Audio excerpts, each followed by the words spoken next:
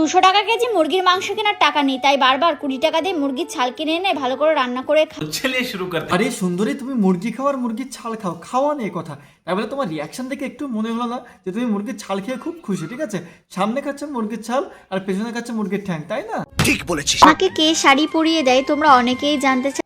সত্যি বন্ধুরা, এরা কারা যারা টিয়ার কাছে প্রশ্ন করে তোমার শাড়ি কে পরিয়ে দেয়? এরা কি আদৌ মানুষ নাকি নাকি এদের বাড়িতে শাড়ি অন্য কেউ পরিয়ে দেয়? বলা তো যায় না। আরে কেনা কে চাতে হো? তো বন্ধুরা, আজকে তোমাদের সঙ্গে শেয়ার করব সোশ্যাল মিডিয়া এমন কিছু প্রাণী যাদের জীবনে দুঃখ শেষই হয় না। একটা মেয়ে যতই টাকা ইনকাম করুক না কেন, নিজের সংসারের কাজ কিন্তু নিজেকেই করতে হয়। অনেকে আবার নিজের বাড়ির সংসারের কাজ করতে লজ্জা পায়, কিন্তু আমার কিন্তু নিজের সংসারের কাজ নিজে হাতে করতে বেশি ভালো লাগে। আরে দিদি, তুমি তোমার নিজের বাড়ির কাজই করছো, লোকের বাড়ির কাজ করছো না যে তুমি এতটা ইমোশনাল হয়ে যাচ্ছ।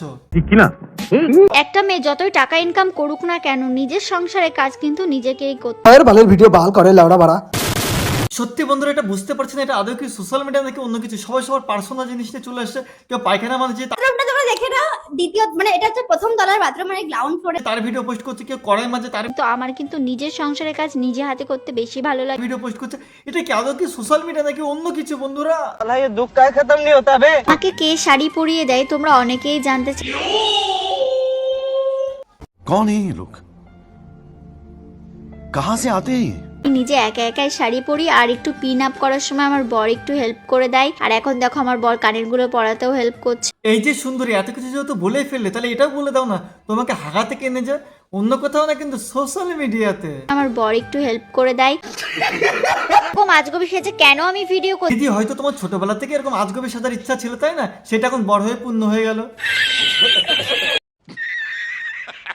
এরকম আজগবি সেজে কেন আমি ভিডিও করছি, আর এইসব উল্টো পাল্টা ভিডিও করে আমি কি পাচ্ছি? দিদি, তুমি কি সত্যি বুঝতে পারছো তুমি এই ধরনের ভিডিও করে কি পাচ্ছ?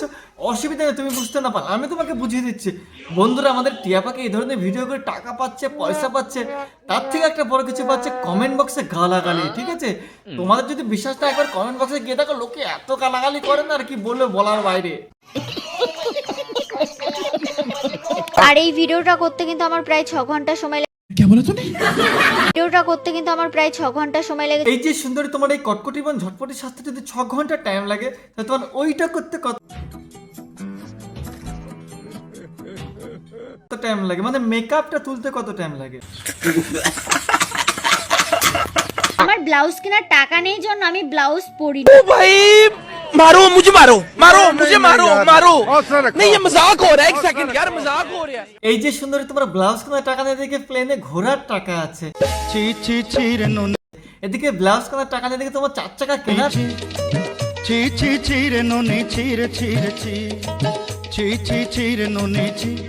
টাকা আছে।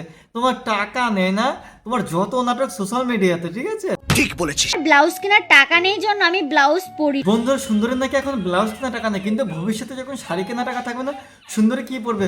বাকি আমার কিছু বলো না, বাকিটা ইতিহাস। ভিডিওটা যদি ভালো লাগে অবশ্যই লাইক, শেয়ার, কমেন্ট আর চ্যানেলটাকে সাবস্ক্রাইব করে দেবে।